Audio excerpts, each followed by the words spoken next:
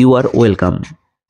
2022-এর প্রাইমারির যে recruitment process তার কিন্তু নিয়োগ প্রক্রিয়া শেষের দিকে, এবং তোমাদের যারা এম প্যানেল তাদের কিন্তু কাউন্সেলিং চলছে এবং আজকেও রয়েছে, এবং কাউন্সেলিং কিন্তু বেশ দীর্ঘায়িত হচ্ছে, রাত্রি হয়ে যাচ্ছে, এবং এই জন্য আজকে কাউন্সেলিং হয়তো শেষ হতে হতে কালকেও হয়ে যেতে পারে, মানে আগামী শনিবারের মধ্যে শেষ হয়ে রবিবার পড়ে থাকছে। এবার তারপরে কিন্তু শুরু হবে কিন্তু স্টেট লেভেল কাউন্সেলিং। এবার স্টেট লেভেল কাউন্সেলিং কবে হবে, কেউ কি আদৌ নিজেদের বা আপন জেলায় পাবে কিনা, কত পরিমাণে ক্যান্ডিডেট রয়েছে সেই নিয়ে একটু আলোচনা করছি। তা দেখে নাও, তোমাদের যে প্যানেল তৈরি করা হয়েছিল অল ওভার স্টেটে, এবং প্রত্যেকটা ডিপিএসসিতে কিন্তু আপন আপন জেলার মেরিট লিস্ট চলে গেছিলো, এবং সেই ওয়াইজ কিন্তু এম প্যানেলদের কিন্তু কাউন্সেলিং চলছে, এবং নিয়োগ প্রক্রিয়াও সঙ্গে সঙ্গে অ্যাপয়েন্টমেন্ট লেটার দেওয়া হয়ে গেছে এবং তাদের প্রক্রিয়া চলছে, এবং যে অ্যাপয়েন্টমেন্ট লেটার দেওয়া হয়েছে এবং তার মেয়াদ কিন্তু 15 দিন রয়েছে, এবং 15 দিনের মধ্যে নিয়োগ জয়েনিং করতে হবে। এবার বলি যে তোমাদের কত পরিমাণ যে এক্সট্রা যারা স্টেট লেভেল রয়েছে এবং তাদের কাউন্সেলিং কবে হবে এবং কিভাবে হবে সেই নিয়ে বলি। দেখো, তোমাদের যে কাউন্সেলিং গোটা পর্বটা শেষ যখন হবে, বিশেষ করে এম প্যানেলদের, তারপরে কিন্তু প্রত্যেকটা ডিপিএসসি ওয়াইজ যে সিটগুলো ফাঁকা পড়ে থাকবে সেগুলো কিন্তু পুরো পর্ষদে চলে যাবে, মানে একদম স্টেট লেভেল চলে যাবে। বিশেষ করে ধরো কোনো একটা জেলায় 200টা সিট ছিল এবং সেই জেলায় দেখা গেল আবেদন বেশি পড়েছিল, এবং সেইখানে যদি ক্যান্ডিডেটের তুলনায় কিন্তু সিট যদি বেশি থেকে থাকে তাহলে কিন্তু সেই জায়গাকার সিট ফাঁকা থেকে যাবে। এবার কোনো জেলায় দেখা গেল সিট অল্প কিন্তু ক্যান্ডিডেট বেশি পরিমাণে অ্যাপ্লাই করেছে, তাহলে কিন্তু সেই জায়গাটার সিট কিন্তু ভর্তি হয়ে যাবে, তাহলে কিন্তু সেই জেলা কিন্তু সিট পড়ে থাকবে না।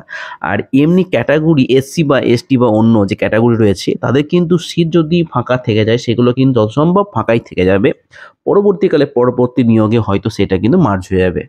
এবার বলি, যে সিটগুলো ফাঁকা থাকছে এবার কিন্তু প্রত্যেকটা জেলায় যে সিট ফাঁকা থাকবে এমন কিন্তু বলা যাবে না, কারণ হয়তো অনেক জেলাতে সিট বেশি বলে সেখানে কিন্তু চাপ পড়েছিল, সেখানে হয়তো অনেকে অ্যাপ্লাই করেছিল এবং অ্যাপ্লাই করলে আশা করি সেই জায়গাগুলো ভর্তি হয়ে যাওয়ার সম্ভাবনা বেশি, এবং কিন্তু অনেকে কিন্তু আবার কাছাকাছি প্রথম ক্ষেত্রেও কিন্তু পায়নি বলে বাধ্য হয়ে অনেক দূরে নিয়েছে, অনেকে আবার জয়েনিং করেনি, এর ফলেও কিন্তু বেশ কিছু সিট কিন্তু ফাঁকা পড়েই থাকছে, যেটা খবর পাওয়া গেছে বেশ কিছু সিট পড়ে আছে।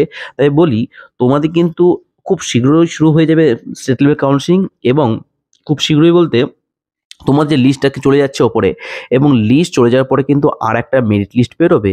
এইবার যে সমস্ত তোমরা স্টেট লেভেল কাউন্সিলিংয়ের জন্য রয়েছো তাদের মধ্যে যে একটা স্টেট লেভেল র্যাঙ্ক হয়েছিল সেই র্যাঙ্ক অনুযায়ী যাদের র্যাঙ্ক প্রথমের দিকে ভালো ছিল তাদের কিন্তু লিস্টের ওপরে নাম থাকবে। তোমাদের সেই ধাপে ধাপে এবার ধরো গোটা স্টেট লেভেল যখন হবে তখন কিন্তু যে লিস্টটা বেরোবে সেখানে কিন্তু মোটামুটি ধরো 2000 মতো যদি সিট পড়ে থাকে, তার উপর যদি যে ক্যান্ডিডেটগুলো থাকবে এবার পরপর যাদের র্যাঙ্ক হবে সেই অনুযায়ী কিন্তু তারা সুযোগটা বেশি পাবে, এবং কোন জেলায় কতগুলো পড়ে থাকবে তারপরে হয়তো ক্যাটাগরি থাকবে যে কোন ডিপার্টমেন্টে কতগুলো বা কোন ক্যাটাগরিতে কতগুলো থাকবে, কিন্তু যাদের র্যাঙ্কটা ভালো হবে তারা কিন্তু সেইভাবে সেই ফার্স্ট চয়েস পাবে, অগ্রাধিকার পাবে। তাই তোমরা যারা স্টেট লেভেল কাউন্সিলিংয়ের জন্য ক্যান্ডিডেট রয়েছে তোমাদেরকে বলে রাখবো, তোমাদের যদি যেহেতু তোমাদের ফার্স্ট চয়েস জেলা তোমরা পাচ্ছ না, তাই তোমরা চেষ্টা করবে যে সমস্ত লিস্টটা বেরোবে যে কোন জেলায় কতগুলো আছে তোমরা চেষ্টা করবে যে সেই জেলার সেই সার্কেলে কোন কোন স্কুলগুলো আছে সেইগুলো একটু খোঁজ রাখার চেষ্টা করো। কিন্তু এর আগে দেখলাম